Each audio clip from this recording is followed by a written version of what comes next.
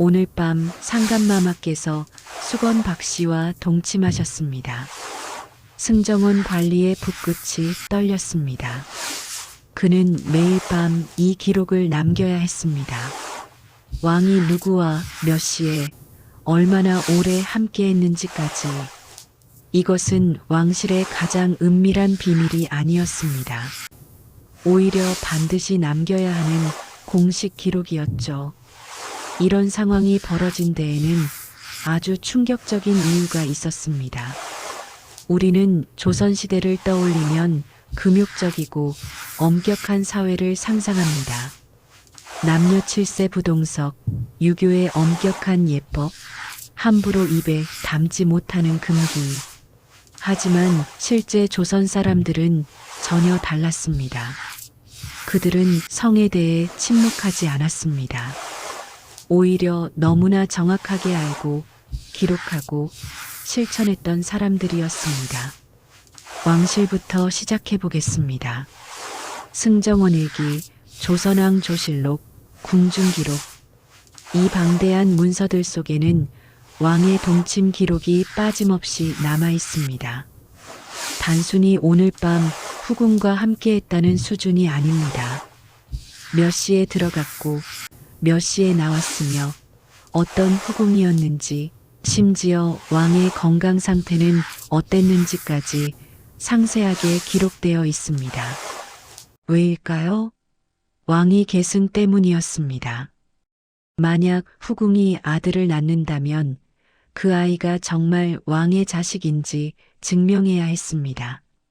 날짜를 역산해서 확인하는 거죠. 그래서 승정원 관리들은 매일 밤 왕의 침전 앞에서 대기했습니다.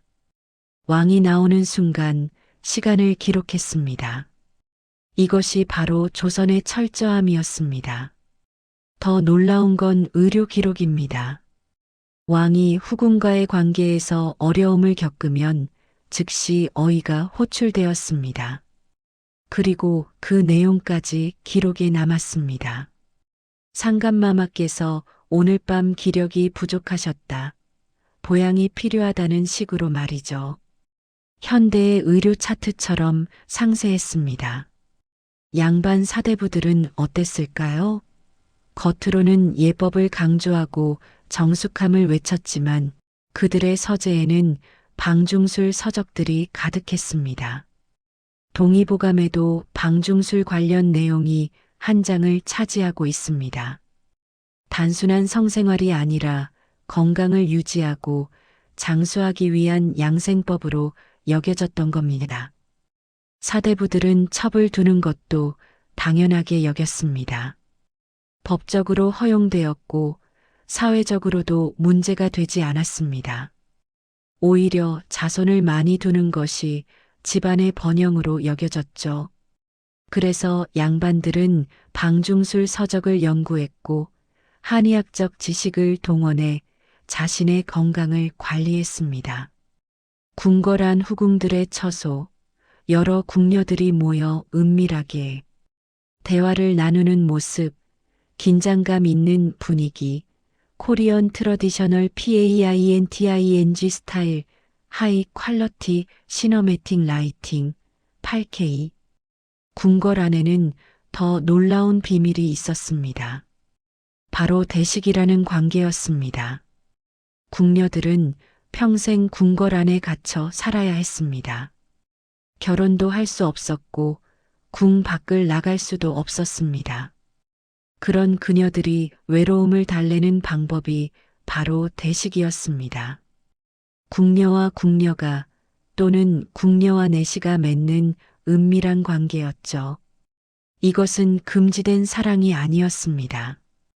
오히려 궁중에서 공공연하게 알려진 사실이었습니다.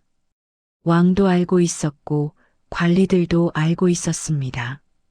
단지 공식적으로 언급하지 않았을 뿐이죠. 실제로 조선왕 조실록에는 대식 관계를 언급한 기록들이 여럿 남아 있습니다. 궁녀들이 서로 대식을 맺어 부부처럼 지낸다는 기록이 명확하게 존재합니다. 심지어 일부 왕들은 이를 문제 삼기도 했지만 근본적으로 해결할 방법이 없었습니다. 궁녀들에게 결혼을 허락할 수도 없었고 그렇다고 평생 외로움 속에 살라고 강요할 수도 없었던 거죠. 대식관계는 단순한 우정을 넘어섰습니다. 그들은 함께 살림을 꾸리고 서로를 돌보며 평생을 함께 했습니다. 나이든 궁녀가 젊은 궁녀를 돌보는 식으로 세대가 이어지기도 했죠. 이것이 바로 조선 궁궐에 숨겨진 문화였습니다. 민간에서는 어땠을까요? 일반 백성들도 성에 대해 결코 무지하지 않았습니다. 오히려 실용적이고 개방적이었습니다. 농촌 마을에서는 결혼 전 남녀가 만나는 야유회 문화가 있었습니다. 달밤에 젊은 남녀들이 모여 노래하고 춤추며 서로를 알아갔죠.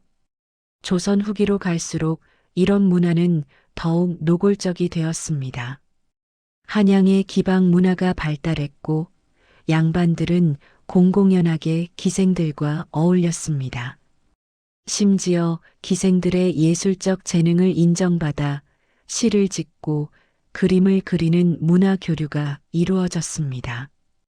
유명한 기생 황진이는 서경덕, 박연폭포와 함께 송도삼절로 불렸습니다. 그녀는 단순한 기생이 아니라 당대 최고의 지식인들과 시를 주고받는 예술가였습니다. 양반들은 그녀를 만나기 위해 줄을 섰고 그녀의 시는 널리 회자되었습니다. 조선 사회는 겉으로는 유교적 예법을 강조했지만 속으로는 인간의 욕망을 인정했습니다. 금욕을 강요하는 대신 적절한 출구를 만들어 주었던 거죠. 왕실의 후궁제도, 양반의 첩제도, 기방문화. 이 모든 것이 그 증거였습니다. 조선의 교육 체계에도 성교육이 포함되어 있었습니다. 물론 공개적으로 가르치지는 않았지만 결혼을 앞둔 젊은이들에게는 반드시 필요한 지식으로 여겨졌습니다. 양반 집안에서는 결혼 전 신랑에게 신방서라는 일종의 지침서를 건네주었습니다.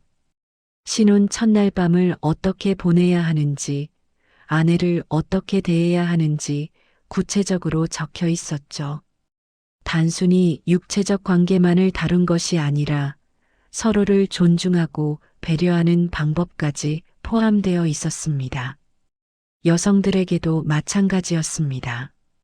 어머니나 시어머니가 딸이나 며느리에게 은밀하게 가르쳤습니다. 남편을 잘 섬기되 자신도 소중히 여겨라. 건강을 해치지 않는 선에서 관계를 가져라는 식의 조언들이었죠. 동의보감 같은 의학서에는 더욱 구체적인 내용들이 담겨 있었습니다. 임신하기 좋은 시기, 피해야 할 시기, 건강한 자녀를 낳기 위한 방법들이 상세하게 기록되어 있었습니다. 이것은 단순한 미신이 아니라 수백 년간 축적된 경험적 지식이었습니다.